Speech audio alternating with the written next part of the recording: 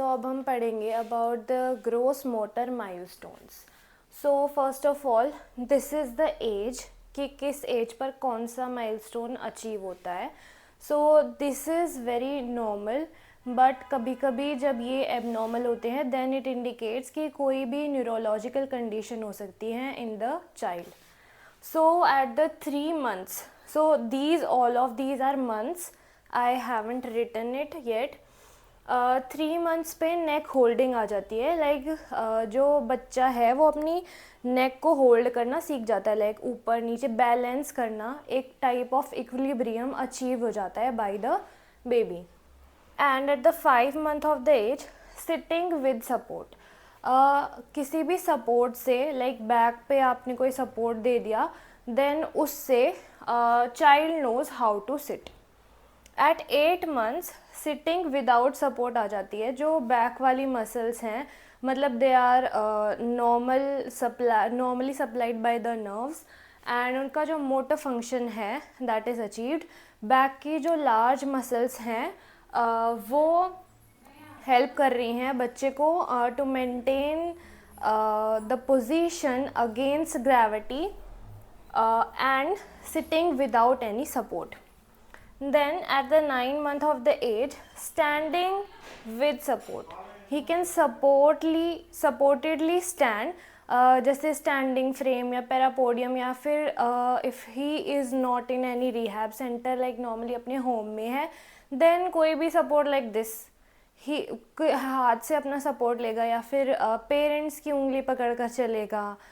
सो ये बेबी में अचीव हो जाता है at the 9 month of the age. And 10 month of the age walking with support, like उंगली पकड़ कर चलेगा अपने पेरेंट्स की. Then at 11 month of age crawling is achieved, but with in the 11 months. 11 month का मतलब ये नहीं कि 11 month का जब होगा तब उसको क्रॉलिंग आ जाएगी.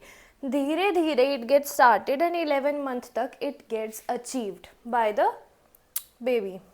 एंड 12 month पर उसको आ जाती है बिना सपोर्ट के ही कैन स्टैंड कम्प्लीटली. काफ़ी टाइम तक he can stand without any support. And at 13 months he can walk without any support. किसी मम्मी पापा के सपोर्ट की ज़रूरत नहीं है, he can walk easily. At 18 months he will be like running, वो भागेगा. And at 24 months he will be walking upstairs, सीढ़ियाँ चढ़ेगा वो अपने आप. And at 36 months he can ride a bicycle और tricycle and also bicycle, depend on the patient baby कि उसको कितना ज़्यादा बाइसिकल ट्रेनिंग दिया गया है. सो अब हम देखेंगे कि फाइन मोटर माइलस्टोन्स कौन से कब अचीव होंगे. सो 4 month पर he will be able to grasp the object. जब उसके हाथ में कोई ऑब्जेक्ट देंगे, suppose I give this pen to any baby, अगर मैं उसके हाथ में पेन दूंगी then he will try to grasp it. Then at 5 month there is intentional reaching. अगर उसको कोई भी चीज़ फैसिनेटिंग लगेगी then he will reach with both of his hands, and उसको दोनों हाथों से पकड़ लेगा. सपोज मैंने उसको कोई बॉल दिया ऐसे करके, देन वो अपने हाथ दोनों ऐसे लेगा एंड उस बॉल को ऐसे दोनों हाथों से पकड़ लेगा. बाय डेक्स्ट्रस ग्रास्प मतलब using 2 hands. If that is unidextrous grasp मतलब एक हाथ से वो किसी ऑब्जेक्ट को पकड़ रहा है. Then at 7 months he will hold the object with crude grasp from the palm. palm से वो ऑब्जेक्ट को ऐसे पकड़ेगा, ऐसे बहुत tightly. that is known as palmar grasp. At 9 months he will be able to do the pincer grasp. pincer grasp होती है between the index finger and the thumb, के बीच में किसी को चीज़ को होल्ड करना. like suppose I picked up this pen like this.